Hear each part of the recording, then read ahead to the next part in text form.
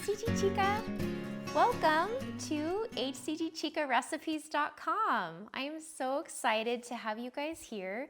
I want to just tell you a little bit about the P2 Recipes project and explain a little bit about the recipes, how I've designed things, just so you can get the most benefit out of it, okay?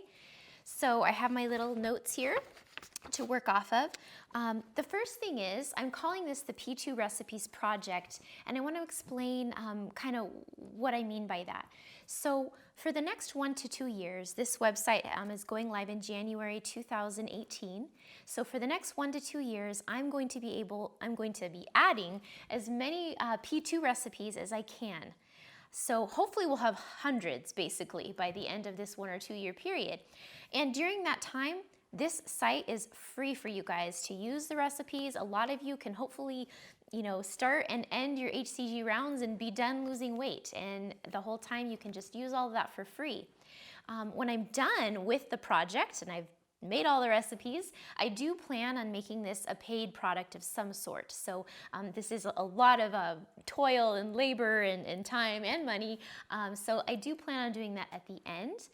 I'm not sure what exactly that'll be. This site may become a subscription site, or there may be a one-time fee, or it may become an ebook. I'm not totally sure. It's kind of an organic process. I've just discovered that's how I work best. So, but I decided that instead of having it all be behind the scenes and be a secret for 2 years, I would rather you guys have access to it now. You can use the recipes, you can share your feedback, and it does a lot. I mean, it's partly a selfish reason because I just find that I work better and I stay motivated better if I interact with people, right? And so for me to kind of work on this project all by myself for 2 years, consistently, I just knew that honestly that would be pretty difficult. And I've done that sort of thing before, but I just feel like the energy flow that will be created by kind of knowing that you guys are using these and hearing your comments and what you have to say about them and stuff like that, just seeing them getting used, I think that's going to help me, make sure that I keep creating more recipes for this site. So that's kind of just a little bit of an overview of how this is, that you get to use it free for now, and then later I'll decide, what I want to do with it. So that's the case there. The next matter of business we need to talk about is that we're not performing miracles here with the P2 recipes. And what I mean by that is, honestly, food can only taste so good on phase 2 because we're so limited with the ingredients that we can use and the amounts, right? And I feel like this is I'm especially aware of this at this moment because I just finished the creation of all the recipes for the P3 program, which, as you guys know, for phase 3 of HCG, you're in stabilization phase, right? You're no longer on the diet, and there's a lot more foods you can eat. You can have fat again, and there's just a lot more variety. So I just finished the creation and all the food photography for that program. And I went directly into the P2 recipes project from there. And the contrast was a little striking. So, and if you don't know what I'm talking about with the P3 program, if you look in the menu, you'll see P3 program, or you can go to P3to-Life, T-O, life.com, P3to-Life.com, and it's a structured phase 3 program, all with recipes and a full meal plan for P3 of HCG.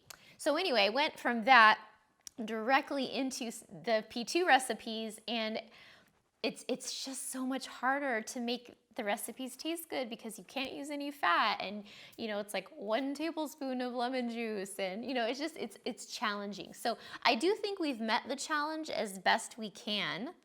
So we're making use of spices and fresh herbs and just things like that, just doing the best that we can.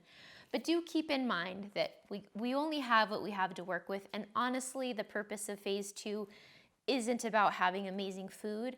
It's about changing your life. And this period is for weight loss. And, really the goal, I feel more by having this P2 recipes site is not so much about having a huge variety of amazing food per se, but basically some ideas for keeping things from getting too boring for those of you guys who, don't want to eat the same things every day. And as well as just more the emotional component of support. I want you guys to feel supported on this process because it's hard. You don't often share that you're on the diet with your friends and family, right? Am I right? Because we just know what their response is going to be. And so sometimes you can feel really alone and alienated on it. And so part of the goal of this website is to make you feel not alone and like this is a normal thing to do. There's recipes for this protocol. Like it's just to bring some sanity and normalcy to the process. So that's kind of honestly part of the goal of the P2 Recipes project. So just keep that in mind. Like please don't expect too much. Some of the recipes are honestly really simple. They're things that you could think up yourself, which is totally fine. But again, what I'm trying to do is I photograph every single recipe myself. I do all of the food photography. And my goal again is really to make you, to create that emotional component where you feel happier with the food that you're eating on the diet. And I think when things look better to you, it's more appealing and it makes you feel more content with how things are, because P2 is how it is. All right, next let's talk about the two types of recipes that you're gonna find on this site. You're gonna find SP recipes and AP recipes. And I want to explain what those terms mean. I made these terms up, so they're kind of new terms, but I needed to find a way to make it very clear to you guys what recipes are. So the whole reason that I came up with these two terms is because there's many different ways of doing this diet, right? So some follow the 500 calorie diet, some follow the 800, some eat even more. There's different ingredients that are used by some people now. So SP stands for specific protocol. So the original strict Simeon's protocol is what SP stands for. So any recipe that's strictly an SP recipe means that it's only going to use ingredients that were on the original list for the strict Simeon's protocol, okay? AP stands for alternate protocol. And what that's going to encompass is basically any ingredient that is commonly being used today in various weight loss clinics administering HCG, and even a lot of other HCGers online, even people like myself. We might have used different vegetables or fruits on the protocol. And so for those recipes, those are called AP recipes. And so that way it's just clearly delineated for you guys so you can make an informed choice. I didn't want to confuse you. And it'll be your choice what you do, you know, what type of protocol you're following. I just wanted to make sure I was clear of what was what so that, you know, we should all make informed choices, I guess, is basically what I believe. And I want to make sure that you have the information that you need so you know what you're doing and you don't, you know, inadvertently end up doing some AP foods when you hadn't intended to. Maybe you're like, I want to be strict Simeons, and then you see this recipe and you do it and it had mushrooms, and then you're like, but I wanted to do strict Simeons, and then I thought it was and I got confused. So that's kind of why I did it that way. I will say this much though, that the AP ingredients, the alternate protocol ingredients, as I kind of already alluded to, are ingredients that many people are using with success, meaning they're still having successful weight loss on P2 while using these ingredients, okay? And just keep in mind that everything is very unique. So even if you follow strict Simeon's protocol, there may be foods on the vegetable list that for some reason aren't working well with your body. So I can give you an example. I had an interview with a lady who ate cabbage like almost every single day on P2, and she lost weight fantastically. And so that was great for her. And yet you will see in forums and various places that a lot of people end up kind of stalling on cabbage in particular. I don't know why cabbage is like the culprit that keeps coming up, but cabbage seems to be a problem for some people, and they just find that like, man, I'm stalling, or my weight loss isn't as good. So for someone like that, they may avoid cabbage altogether on P2 or only have it occasionally, versus this gal, she had no problem with it, obviously, and she was eating it like every day. So regardless of whether you're using SP ingredients or AP ingredients, just kind of watch how your body reacts to things. Sometimes when you have a stall, there's no reason for it really. It's just kind of waiting it out. But it does pay to troubleshoot and track what you do. In fact, if you want to kind of keep track of what you're eating on the protocol so that you can troubleshoot more easily, I do have a tracking workbook. You can find out about that by going to hcgchica.com/workbook, and you'll find the workbook there, and you can track that sort of stuff. Next, let's talk about the flexibility of the recipes. So as I mentioned, we have SP and AP recipes, right? Depending on, what protocol you're following, you'll be able to use one or the other. However, I want you to be able to use almost any recipe if you can on the site. I mean, that's ideal, right? You don't want to see like 50 recipes that you can't use because of the protocol you're following. So what I've really tried to do is, if the recipe is like a firstly AP recipe, so it's the written recipe as it is definitely AP and has the AP ingredients, often, whenever we can, we will give you SP recommendations. So how you can modify this recipe to be an SP recipe. So we'll notate that in there. Now, we may not have actually tested the recipe for those modifications. So just a little FYI warning there. So we've tested every written recipe as it is. Those modifications we suggest usually haven't been tested, but they're just gonna be like obvious, reasonable modifications, okay? If the recipe, the way it's written, is an SP recipe, so it's written out, it's the original strict protocol, in those cases, what we try to do is give you AP modification recommendations. So if the recipe's, just like celery and spinach or something with, just totally SP ingredients, we might have a suggestion at the bottom for, replacing some of those P2 veggies with an AP veggie like mushrooms or bell pepper or something like that, for those of you who, want to go rogue and are fine with using different vegetables and you want to keep things, have more variety in your diet. Let's talk about the calories a little bit. So I've actually made it a point to very carefully notate the calories for every single recipe. We actually did a lot of initial legwork. We basically bought all P2 ingredients.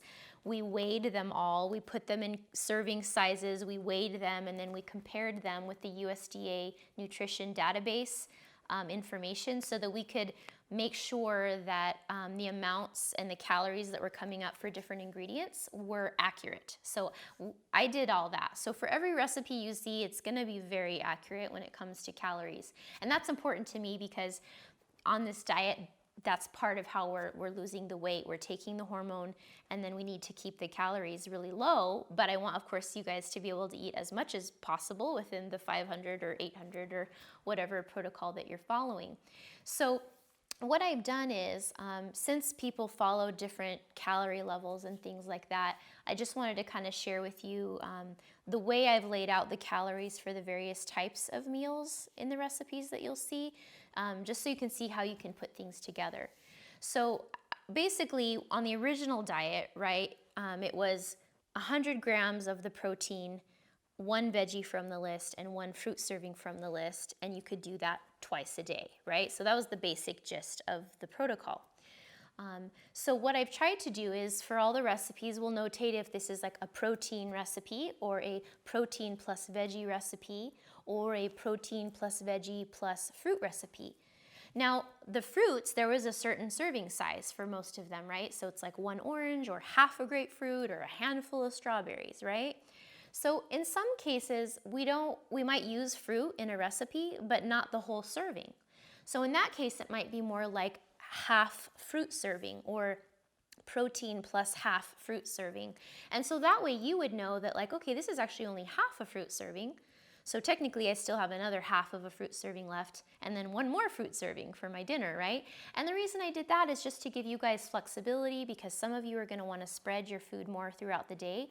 And again, for some of you guys on higher calorie protocols, you're gonna be eating more ingredients anyway. So you might be having an extra protein serving where you might use a protein recipe or, another half fruit serving of something. So that will help you guys to get your calories to the 800 in an easy way. One other thing I should note is that we do mix vegetables in these recipes. Honestly, even in the strict protocol recipes, the SP ones, we do mix vegetables at times. So do keep that in mind. The original protocol did state not to mix, and you guys definitely should do your research and know what the protocol is before you start this diet anyway. So do be aware of that. For most people, if you're keeping the calories correct, I haven't seen there to be any issue with using, a cup of spinach and then a quarter cup of celery combined in the same meal. If you're, in that 500 calorie range or whatnot, there's really not going to be a problem with that. Serving size adjustments. So guess what? The way the website is designed is so cool, you guys. You can actually change the serving size. Where you see on the website for the recipe, it'll say serves 2. For the most part, most of the recipes are going to serve 2. I just did it that way so that you can have leftovers of most meals, but you can change it. You can change it to 1, or you could change it to 4 or 6. And when you do that, all of the ingredient amounts automatically update for you. So if you just want to make 1 serving of something, you can change it and then just follow the recipe. Or if you want to do bulk or batch cooking and, have 5 P2 dinners that are all the same for the week, you can do that too, just adjust it there. And same thing if you live in Australia or something like that, you can change from cups and tablespoons to grams and that type of stuff to metric measures just by clicking the little thing in the recipe as well. That's about it. We are going to have tutorials as well. You'll see a section for tutorials, and that's going to be more just about kind of the how-tos of how to make food on the HCG diet taste better. And I'm going to have a little download as well. If you want to sign into my sign up for my email list, you can get a little downloadable article that will talk about how to make food taste better on the HCG diet, which, is definitely ideal. So we even talk about things about making really tough cuts of meat more tender and stuff like that. So you can do that. And lastly, follow me on Pinterest. So I'll give you the link to that below. But basically, if you just search HCGChica, HCG diet on Pinterest, you'll find me. But we'll have, not only these P2 recipes, but many others as well. And we'll have P3 recipes pinned on there and just other things to help you on your HCG journey. So I really hope you guys enjoy utilizing the site, and I do welcome, hearing what you guys think of the recipes. And I hope that they can help you on your journey. Bye.